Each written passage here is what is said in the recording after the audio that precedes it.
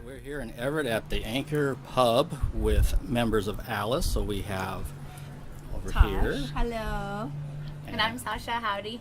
Cool. Well, welcome to Everett, I guess for everybody, because I haven't been to this place myself. It's really cool in there. Yeah, and looks like they must do quite a bit of music on a regular basis, so that's always a good sign. Yeah. So you guys are on your 13th hour tour right now, and so what's the meaning behind the name of the tour, and also how's it going? Do you want to talk about the concept of the moondrops, or? Wow, there's so much behind. There is a lot. There's Yeah. so much. Well, we when you take the, I might do the math wrong. You might need to talk about the math.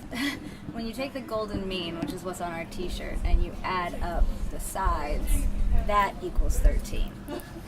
We are doing 13 cities, which is pretty rad. I believe there's 13 songs on the next album. That's part of it. 13 songs on the next album, and we've set up the next 13 months to release one song per month, as opposed to releasing an album at the same time. We're going to release each song one at a time, which we have just set up over the next 13 months, including photographs and a music video. And so we have given ourselves a lot of work over the next 13 months, and it's very exciting and very fun. And we also just really love the mythology of the surrealism, I suppose I should say, not the mythology. We also really love the surrealism of a 13-hour clock. I mean, we all wish we had more hours in the day, right? Everybody wishes we could add just a little bit more time. And so I think that's part of it. Did I miss anything? No, well, there's also, the playing of the Alice mythology, because we like to play with time and play with numbers and the golden ratio and all. So yeah, I think that kind of sums up why we do we called it the 13th hour tour.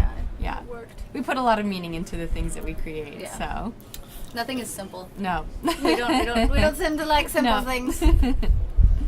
Okay, and so how's the tour going then? The tour has been amazing.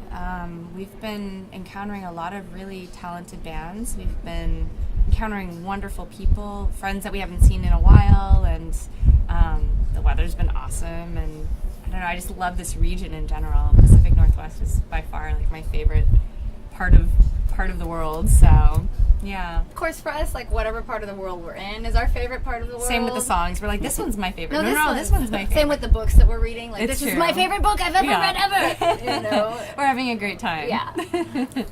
Well, that sounds awesome. And can you tell me a little bit about the Masquerade Ball gig that you just played Absolutely. about a week ago? We've been playing the Labyrinth Masquerade Ball for 6 years now. It's really become a staple of our expressive selves. The Masquerade Ball is the largest masquerade ball in North America. It's called the Labyrinth Masquerade Ball. It's based in Los Angeles, but it began in San Diego and then traveled around a little bit. And this was its 20th anniversary. So thousands of people come from all over the world to be a part of this masquerade ball. And we are just blessed enough to be a part of the amazing Cypher Arts studio family that puts it on. We feel very lucky to get to be a part of it. So, yup. Okay, and for those people that don't know much about Alice, where did the name come from, and then what are your individual backgrounds musically, and maybe if you could speak to that. So the first band that we were in was called Mankind is Obsolete, and when we started creating music that didn't fit in that paradigm, we were trying to figure out with a single word how to describe the music, and we were realizing that the music felt very surreal. So the word Alice came to mind, and it made sense as a descriptor. And there's a lot of things that you can play with Alice. As we mentioned, there's a lot of mythology, and we have our gypsy swing project, Alice Underground. So it's sort of through the looking glass. How is it in another time frame?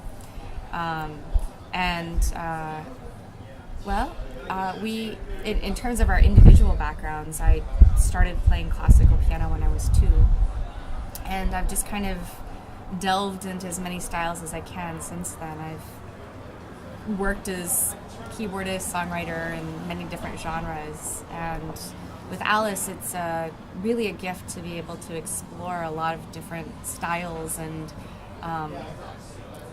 like music in general, and bring it all together, because the classical is there. Gordon comes from a jazz background. Sasha, I'm going to speak for you, but she comes from a music theater background, and I still sing opera. So it's one of those things. It's kind of interesting that all of us bring our flavors. Steve comes from kind of like a groove oriented. He grew up playing a lot of gospel. So, and then Scott, his parents, he was introduced to classic rock. So he played a lot of classic rock and folk music and stuff like that. So it's a pretty varied, diverse background, I guess, with each person. Which is wonderful, because everybody brings something completely different to the table. Like, this is what I have in my picnic basket. Like, everybody has something different to offer. So when we are working on a song together, everybody's ideas are different, and we find a way to, weave them all together until we find that sort of magic moment where it all meshes properly. It's a continual process. I mean, to be honest, we never really wanted to box ourselves in, where we're only going to create this style of music. We kind of wanted to leave the doorway open for us to be able to continue to evolve. And so each song that we continue to create has its own evolution. Now, is there a point where you might have a fifth project? There is already a looming fifth project, There is. at least. There That is. doesn't surprise me. Okay. Yes. I will just put this out there. It's a little nugget, that there is a lot of time in the van, and when there's a ukulele and a lot of time in the van, many quirky, fun songs can occur. So when sound systems do break down, as they have in the past, we do have that option to bust out the ukulele and our fun little songs that have been birthed. Mm-hmm. Yep. Okay, so there you go. There's going to be something else coming down the road at some down point. The pipeline. Okay. We have actually talked about perhaps doing some instrumental collaboration, because we love to jam. And when we do, it's like we find out that it doesn't fit in a song format, but it becomes interesting soundscapes and dreamscapes. So that might be something that we explore in the next year or two. Okay. And Sasha, did you want to extrapolate on your background besides the musical theater, or more about it, or? I would say that she pretty much covered everything. She got it. I think that branching out, though, into soundscapes and like movie and television and commercial and trailer soundtracks, that sort of thing, that interests us very, very much. Creating I don't know, what's the word I'm looking for? Well, if I could speak to Yeah. Sasha's brilliant filmmaking, she's a filmmaker. And, besides being a very gifted singer, she's also a visual artist. So she is the mastermind behind our little videos and our, visual things that have been introduced into the world. So I think that's part of the branch of the Alice project. Mm-hmm. Definitely. Is the filmmaking. It's such a collaborative process to be able to work as a unit to build something visual and then set it to music. And so that's a gift to have a group to be able to do that. Yeah. So like with Waking Hour and Looking Glass as your singles, are those written and then the video comes? Have you ever done something where it's the other way around, where you almost like scripted something out and then the band tried to write a song to it? Well, one of the people that we collaborate with, Joseph Corsentino, who's an amazing photographer, and we collaborated with him on one of our next upcoming videos that's coming out. He had come up with a storyline and asked it that we write a song for it, and so the song was Awake for Mankind is Obsolete. So, and that's happened before, where somebody will have like an indie film or some kind of a project, and we'll write music around that. As well, we collaborate with dancers. So one of the dance theater shows, the dancer said, okay, we're creating this concept of the human body. Wide Awake actually came out from that collaboration. We did a series of pieces, Willow by the Sea, which is an Alice Underground sound, part of our soundtrack, as well as Wide Awake were both songs that came from that particular show. Mm-hmm. So it's a very collaborative process. I mean, we like creating from both sides of the coin. Mm-hmm. Yeah. All right. Just kind of dawned on me when you were mentioning your opera background. Are you familiar with any kind of symphonic metal bands at all? I am, and we've played with some really great ones up in Canada. That's they're really big amazing bands that have come out of that scene. I So, was thinking that could be like a sixth project or something. well, why not? We have a lifetime, right? Yeah. Well, I guess let's wait for the promoter to come here.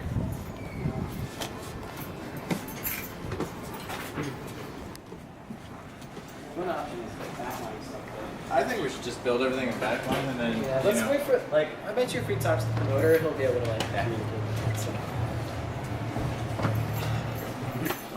The glamours of the touring life. Yes, it's very glamorous. Behind the music. Right now. This is crazy. Yeah, this is where we get the muscle. There we go. Right, get right in on that. We like this process. There we go.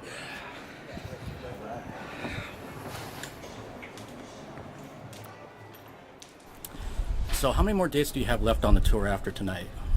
The tour ends next Saturday. Okay. So we have just one day off, and then we play every other night. Okay. And so what are the plans once you're off the road? So we are going to be creating for the next full moon drop. We have another song and video and shoot all of that on deck. And we have a show in LA, a benefit show that we're putting together in October, and another benefit show for Alice Underground in November. So, and plans for a spring tour. There's just a lot going on. It's so never ending. It's never ending. In case I didn't cover this before, I'm not sure if I did or not. What she means when she says full moon drop is that we release our new songs, our new photos, and our new albums on the full moon every month. So that's the goal that we've laid out for ourselves. And from Wide Awake, which was our first full moon drop, for 13 moons, we've got our videos and our songs and our photos lined up. So that's what that means. Right, and that also means that you know so many months out you're going to have all these different things going instead of just like doing it all at once and then not knowing what the next thing is. It's like it's going to constantly keep you going, and that's just one project. That's not even including all the others. Oh, yes. Well, the Alice project, actually, we release something every new moon. So there's twice a month,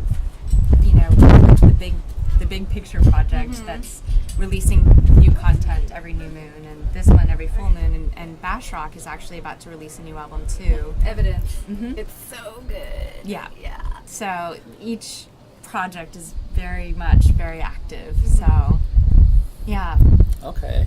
Have you ever thought about I was listening to Alice Underground on my way up here, and have you ever thought about taking something that was written or designed for that project and then like an Alice spin to like say Superman or something like that, just for shits and giggles kind of a thing? Actually, Bash Rock has covered some Mankind songs, Okay. which is very fun. I'm hoping in some of our future tours we can. We did a Southwest tour where all 4 projects were playing, which was so Oh, much wow. fun. Yeah, Was it wild? We did 20 shows in 10 days. Yes.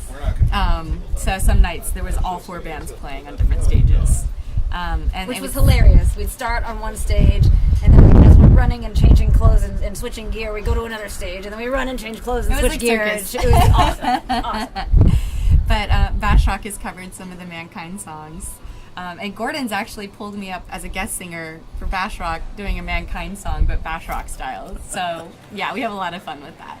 Oh my gosh. Are there any future plans to do all 4 of them again on tour? Oh, yes.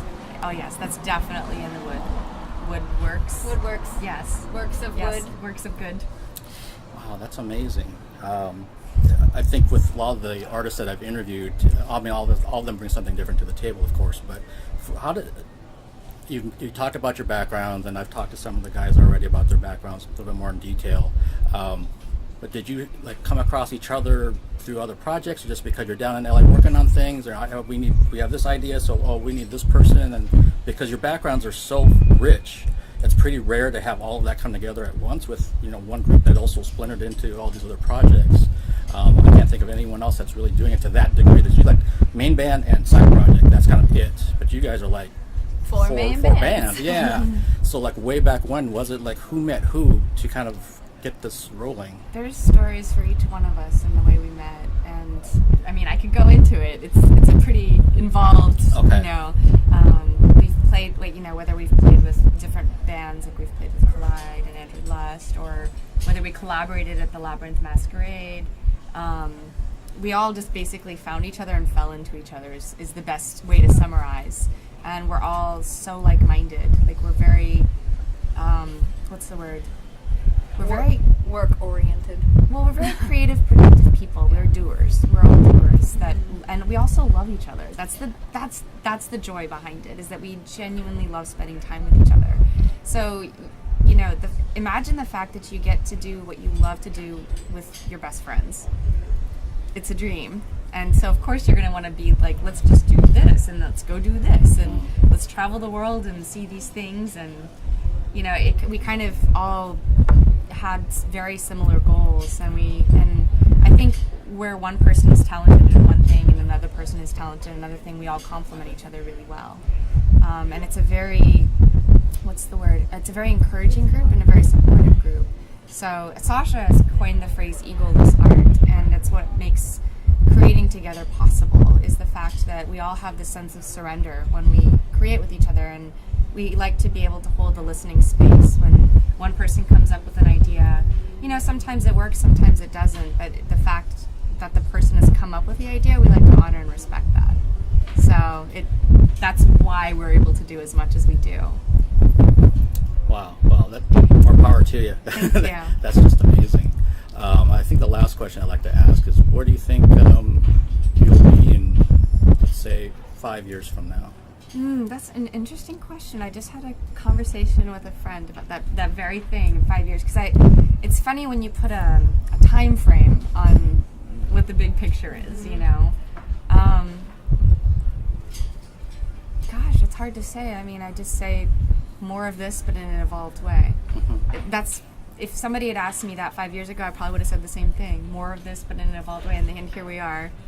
Doing more of this in an evolved way. way. Yeah. So I would say I'm just excited about the road and what life has had to offer us, and I'm super grateful for the support we've had along the way. That's, again, part of what makes it possible. Okay, well, Yeah. I'll see you in 5 years for sure then. Awesome. And thank you so much for your time. Thank Thank you. you.